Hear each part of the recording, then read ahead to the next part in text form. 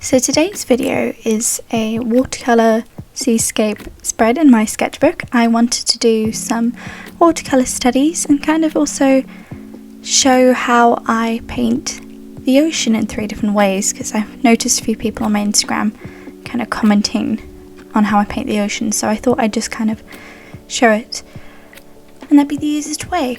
So I start off with kind of a dry brush technique. I don't put any water down on this page, but I start adding some yellow and then some watered down kind of transparent purple rather, and some transparent blues. This is going to be a sunset watercolour sketch, so keeping it very subtle to start, but I wanted that yellow to be a bit more bold. Bringing in some cadmium orange, it's quite clearly my cadmium orange in that palette, and some cadmium yellow. Next I'm going to mix this kind of blue purple colour, nice deep violet, and start building in the clouds. I paint the clouds with lots of little pattery motions, lots of little dib dabs, and because I haven't wet the page, they will spread a little bit. The watercolour will spread onto the yellow a bit, but it won't really spread too far. I didn't really want this to become a big blurry blob. The yellow is pretty much dried down to be just touch damp.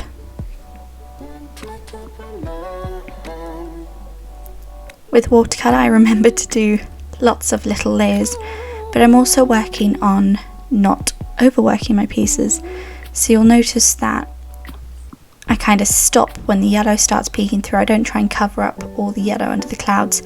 We want some of that yellow to be peeking through because clouds are not solid objects, and it helps them look a little bit more harmonious in the scene. So here I'm just starting to kind of add some fluffy bits to the clouds. With clouds, I was told by a oil painter down in London at a gallery who was doing a kind of demonstration to remember that they're kind of flat, depending on the cloud of course, but they're flat on the bottom and rounder on the top.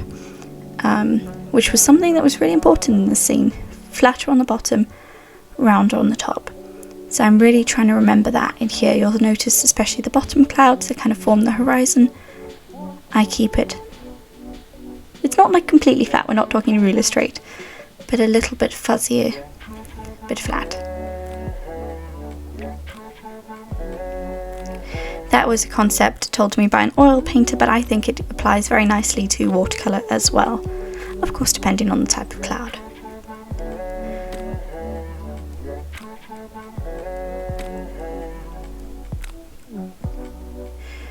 I do tend to use smaller brushes and start adding in some details here, kind of adding in a bit more of that orange, bringing in some of the sunset colours from the sky, and some deeper purples.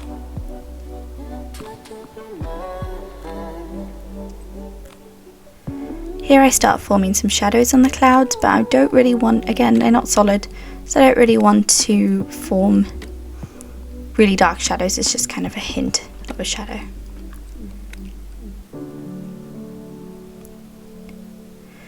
Again, lots of soft dabbing motions. We're kind of remembering that this is a warmer scene because of that lovely yellow sunset, although that orange did dry a little bit more brown than I expected, but I'm kind of pushing myself to use colours that I ordinarily wouldn't.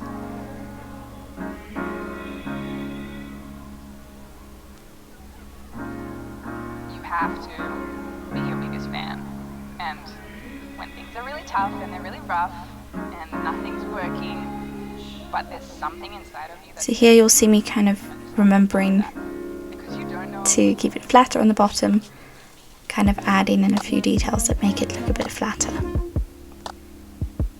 Adding in some lighter colours because, again, cloud's transparent.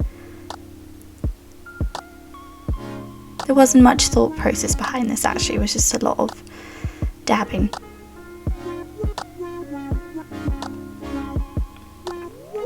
I promise we'll soon be done with the clouds, but you'll see I do things in kind of little stages. Here I'm adding in more yellow, kind of adding in that sunset, focusing the light, and shortly I'll be adding some white in to highlight it.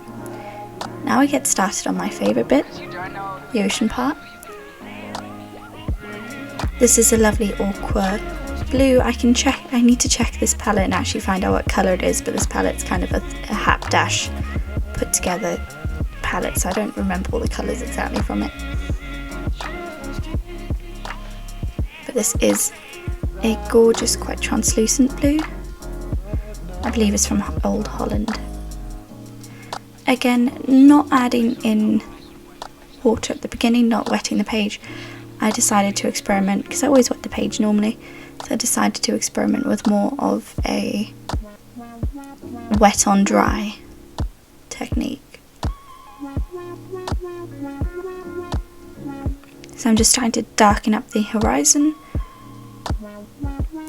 And again, like with clouds, I do a lot of flicking erratic motions. It's one of those things where you want to stop just as you think you need to keep going. You don't want to overwork the ocean. That's something I'm still practicing.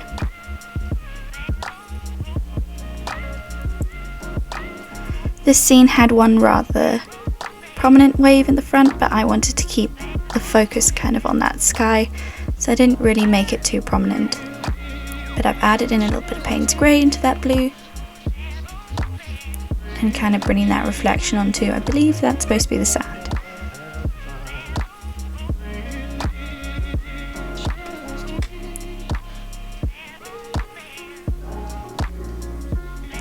Now, because these were supposed to be quick studies, I didn't really want to spend too long, so you'll see I've kind of moved on to adding the final details of the white ink that will become, the highlight in the sky, and then I'll use this same white ink to add in the white foamy bits on the waves. Now, if you didn't want such stark white, you could mix this white ink or maybe some white gouache in with the colours that you've used, so it's a little bit less stark white on your painting. I just wanted to use it straight from there. I was being a bit lazy.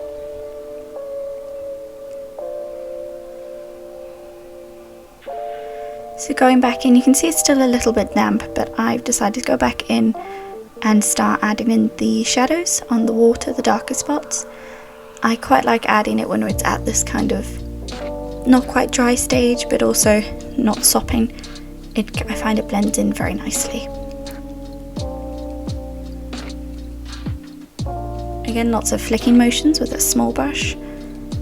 This is my favourite part. Once I've added down that kind of base layer, really formed some of the basic shapes, starting to add in thin flicking lines for the ocean, and then adding in the white finally to make the foam. It's just so therapeutic for me.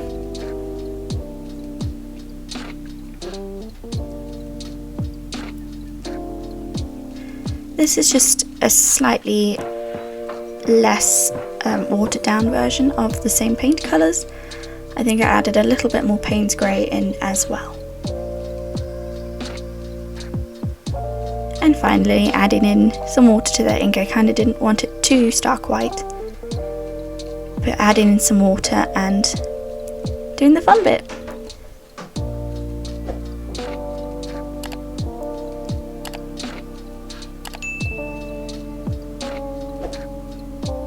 And because I've watered down the ink quite a bit, it will dry just a little bit less stark white. It'll blend in a little bit better.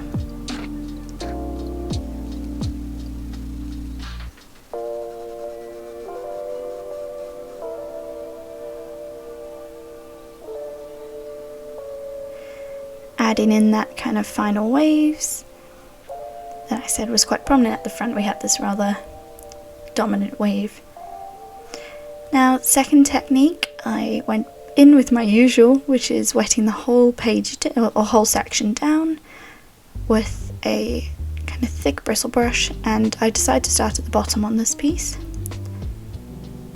changing over to my go-to palette, and I believe that is Sennelier Blue. So we're starting with the bottom and kind of creating a gradient in either direction. This was a fun one to paint. I tend to go for a moodier, darker sea, so I really wanted to push myself and do a very bright ocean. Very bright blue.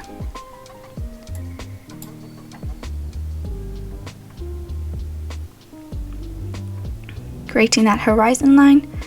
As it was a quick study, I wasn't too worried about it being very straight, but if you do want a very straight edge on your horizon, you can use a bit of washi tape. Now, some people don't like the hairdryer, and for some colours it doesn't work, but the hairdryer was quite good to make sure that I kept these studies under about half an hour.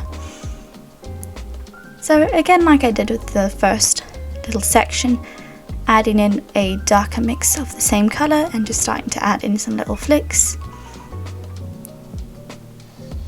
of the darker shadows to form the waves.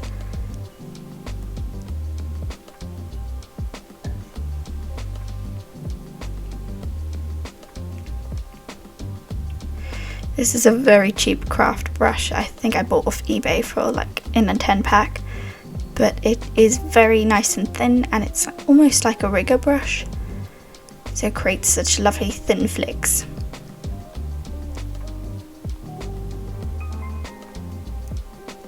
And again, grabbing out that lovely white ink by Dr. P.H. Martin. This has been a really fun way to add white back into my projects.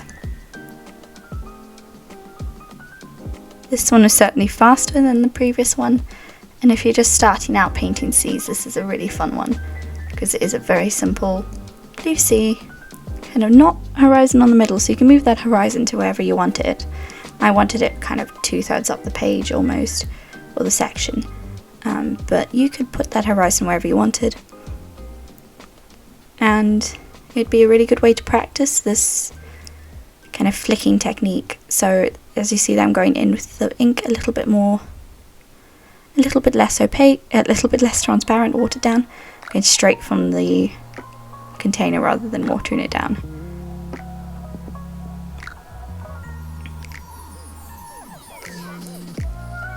This one was much quicker than the other two, but I had a load of fun. And then I'm adding in a darker kind of navy blue as the final flicks and edges of the waves. I believe this is a mix I've made myself. If I remember correctly, this was two colours that I really loved mixing together, so I made a little pan of it and kept it in that studio palette. It has since run out, which is very sad because I cannot remember exactly which paints I used, and I think I've run out of those paints now. Now this one is more of a stormy sea scene. Starting with some lighter colours though, I wanted a bit more waves and a bit more like dangerousness about this one. Started with a grey in the sky and then setting that horizon again. Now there's my hairdryer again, and I just wanted to make sure that it was kind of touch dry, a little bit less damp, so I can start forming some firmer shapes like the horizon.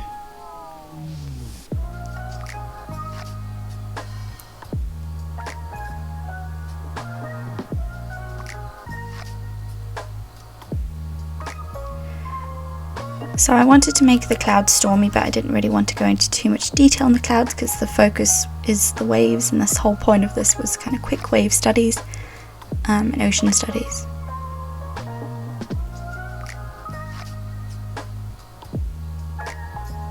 When I do stormy seas, I tend to go for like a really dark, moody palette, but I wanted to push myself because sometimes the stormy sea can, or like the start of the storm, can be very vibrant, bright blue.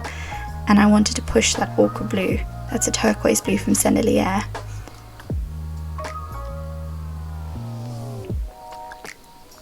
And my usual ochre mix that I made.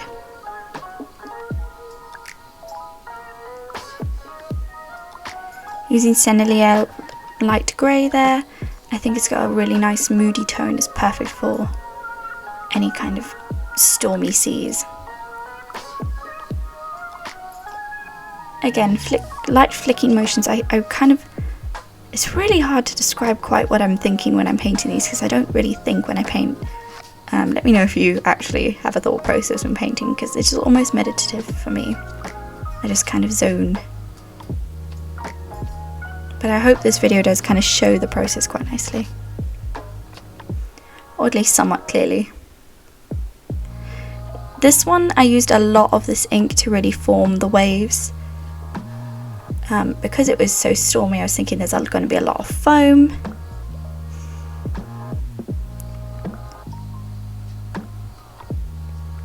We got rather large waves, so it's really thinking about that direction of the foam to indicate where the waves are. Again, this is a very quick study, so it's not going to be very polished, but certainly was fun.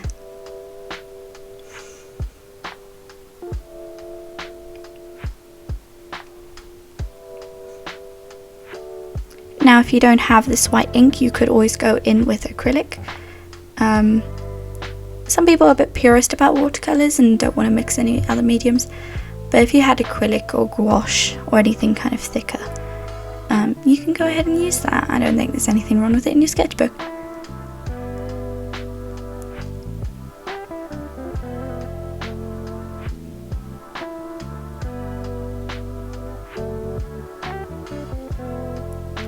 And there we have it, some very quick watercolour studies that I did in my sketchbook as part of my Felina sketchbook challenge. I've since filled the sketchbook, so I will soon be posting a little video tour and the final spread. But here we go, this is the final spread of these little watercolour studies. Do let me know if you give these a go, that'd be really cool to see other people trying this technique and seeing if it works for them, and if I've explained it well. Thank you so much for watching, and I'd love it if you'd leave a like and a comment down below. Bye!